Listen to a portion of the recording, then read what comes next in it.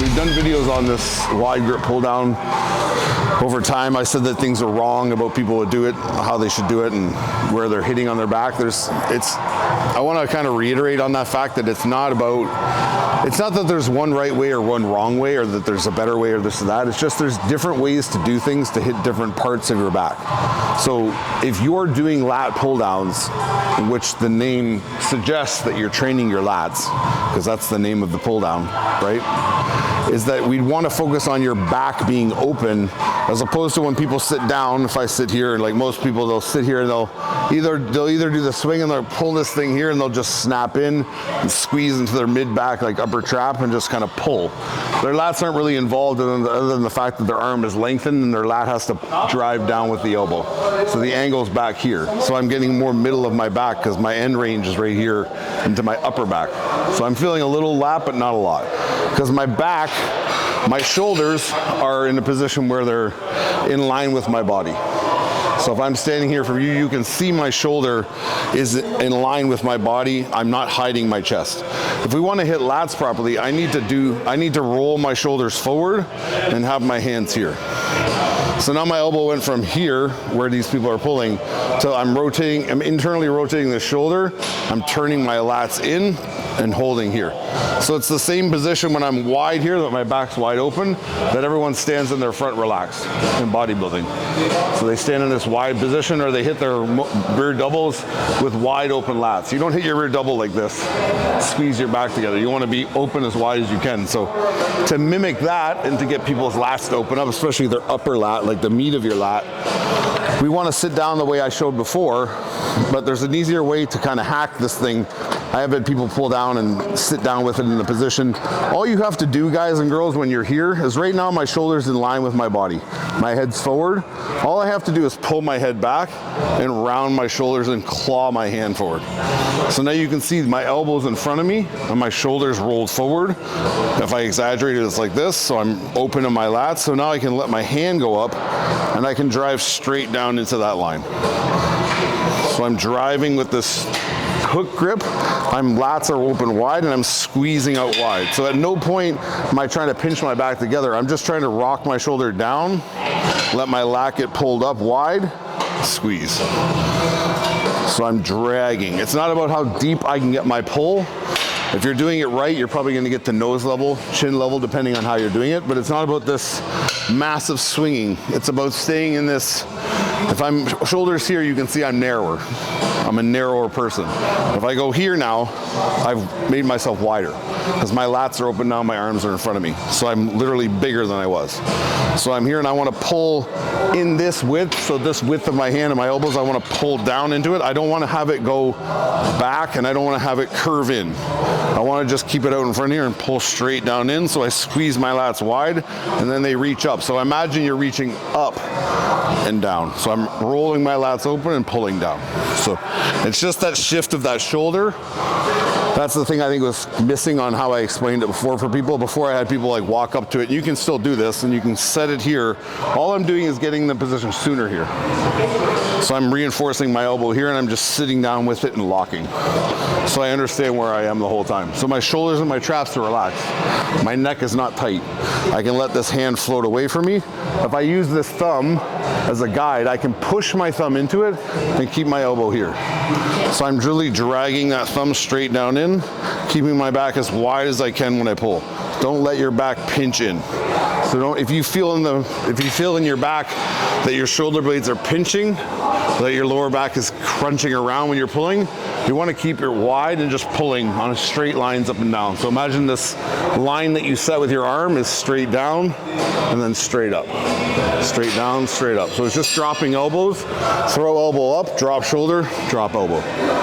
So that'll help you guys understand also how to get wide, because if you train in that position of being able to be open here, now you guys can get in your shots and be relaxed in this position. Because a lot of guys, when they're like, do front relax, they're like, they're trying to like, because they've never felt tension out on their outer lats. They know how to get them to go big, but then they stand in this weird position like this because they don't do it with their hands, but they can't just stand like that. Because teaching your shoulder to roll forward like this, having my shoulder in this position, is what it's going to take to be as wide as I can. Whereas this makes me narrower.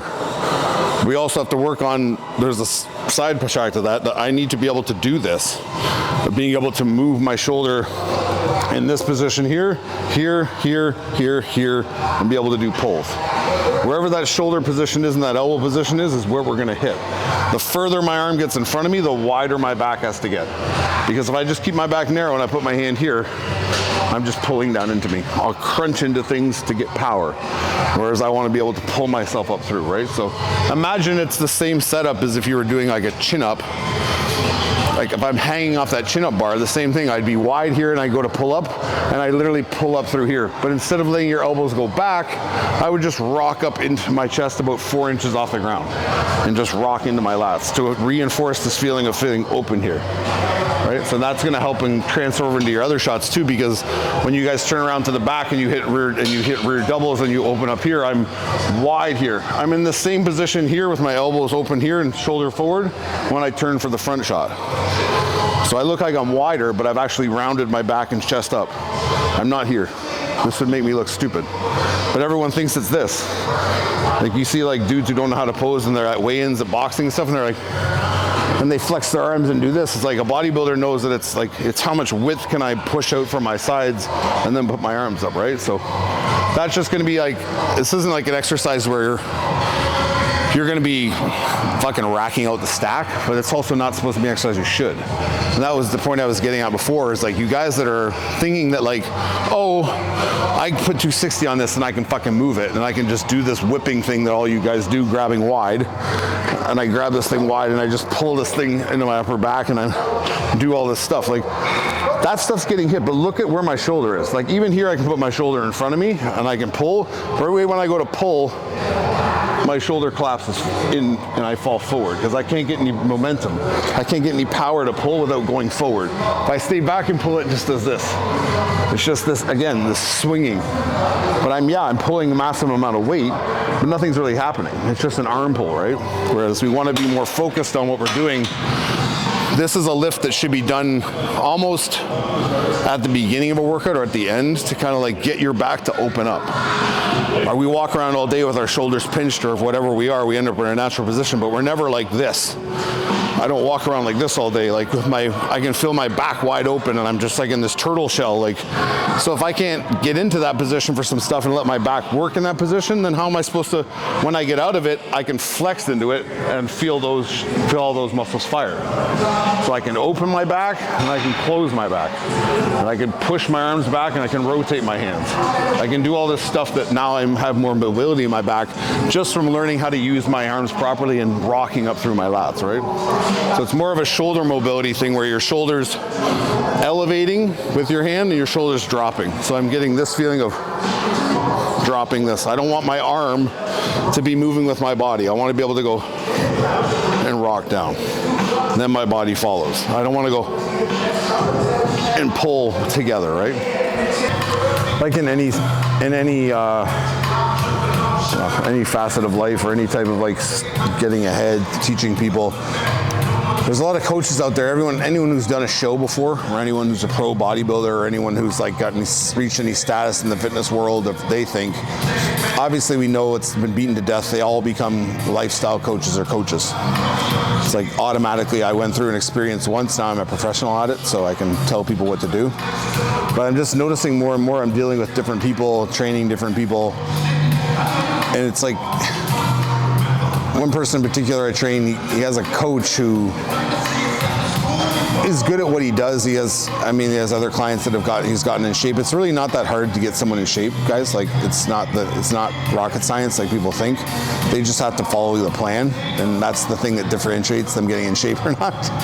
Like, don't get me wrong, the coach at the end could really screw it up by what they tell you to do, but in general, it's not hard to get someone in shape. And it's an overwhelming thing where it's like, your coach isn't necessarily your coach is your coach. So like, if I got a coach, and he's telling me what to do, and you've hired me to train you, more than likely, he's the one telling me what to do. And I'm asking him questions about you.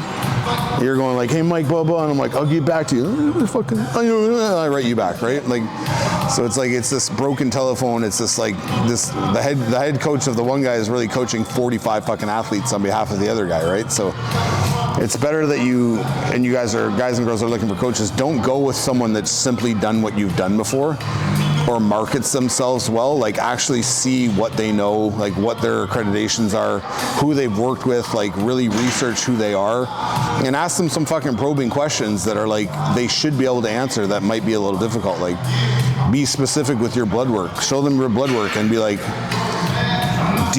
what do you think of this number? Or what do you think of that? What do you think of this level of this and this and this? If they don't have good answers for you, and they're like, no, it looks good, bro, or, you know what I mean, like, it's fine, bro, don't worry, like, but they can't explain it to you. Like, they need to be able to explain that shit to you. Like, this is elevated because this is elevated, which makes sense because this is a little lower. Once this comes back up, all these things will kind of titrate down or kind of settle down because of this coming down, right?